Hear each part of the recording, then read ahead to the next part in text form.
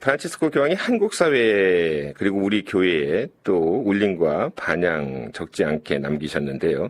교황이 전한 메시지를 좀 어떻게 실천하느냐가 우리 앞에 이제 놓인 과제로 남아있게 됐습니다.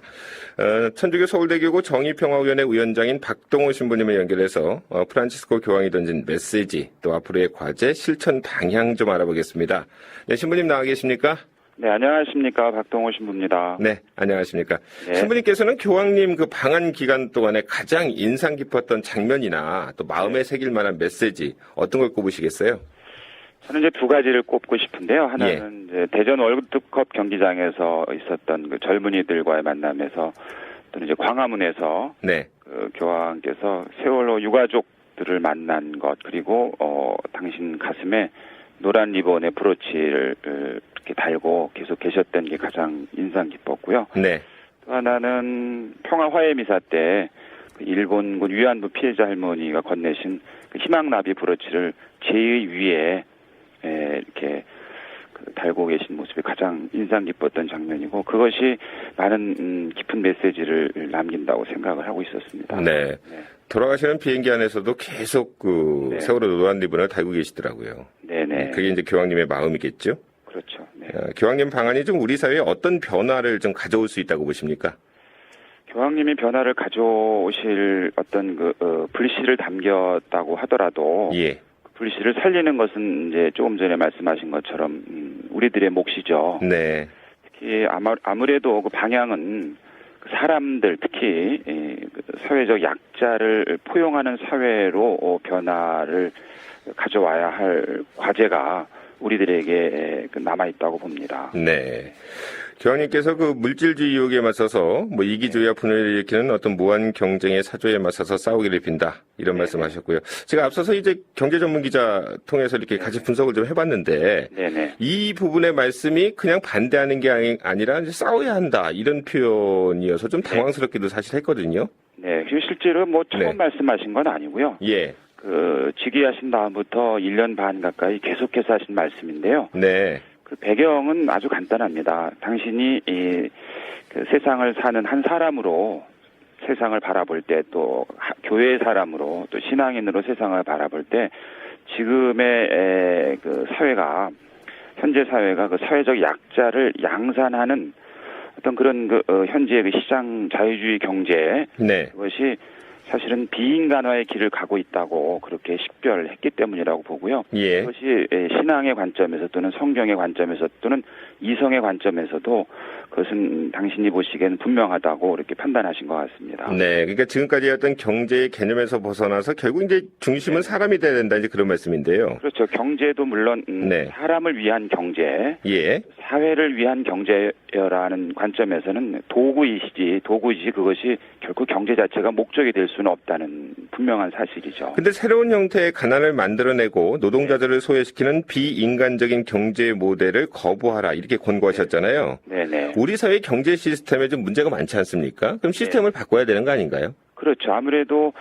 저희들이 이제 많이 익숙한 표현들이 경제 살리기잖아요. 예. 그러다 보니까 경제를 위해서 사람이 도구가 되는데 부지불식간에 자연스럽게 돼버린 것이죠. 네. 또 한 가지는 선성장 후분배, 예.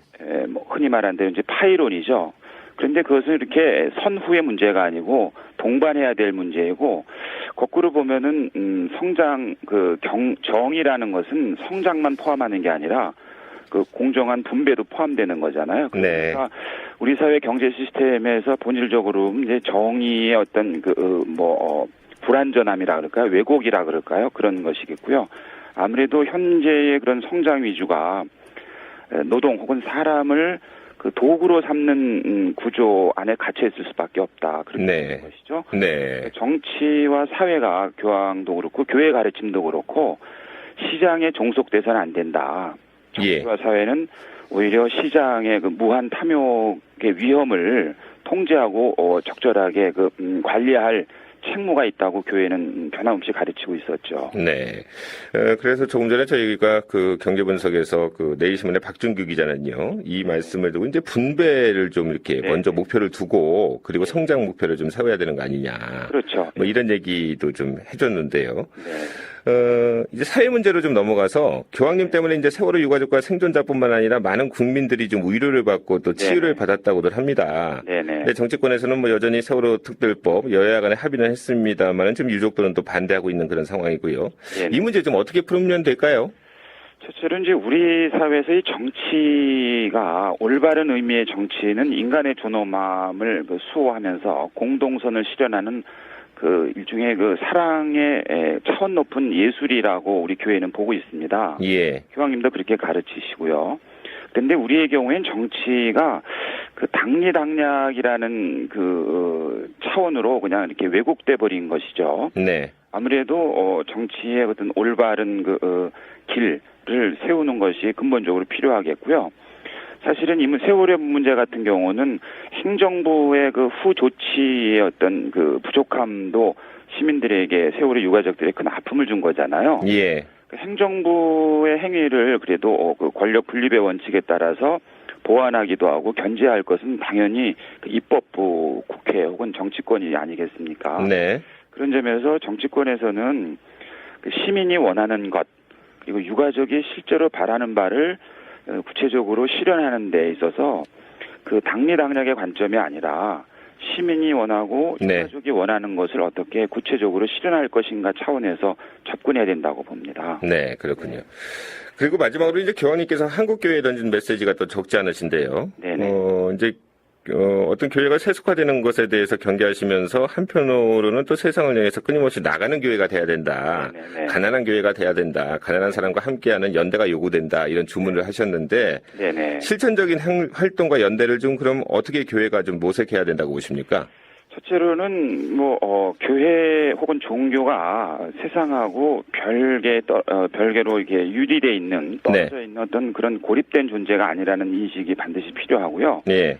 실천적으로는 정의 혹은 평화 혹은 인권 그러니까 인간이 얼마나 소중한가 그리고 사회가 얼마나 귀한가의 문제에 관해서 그 시민사회 그리고 국가 그리고 다른 종교하고 그 구체적으로 대화해서 그 목표를 향해 나아갈 수 있도록 그런 그 움직임, 행동이 실제로 필요하죠. 네. 교회는 끊임없이 그런 가르침을 내놓았었는데 한국 교회의 경우에는 의도적일 수도 있겠지만 또는 무관심했을 수도 있겠지만 그 부분에 대해서는 많이 소홀했죠. 앞으로 그 교황이 던진 메시지는 말 많이 하지 말고 네. 분명한 것은 몸을 움직이라는 메시지죠. 예.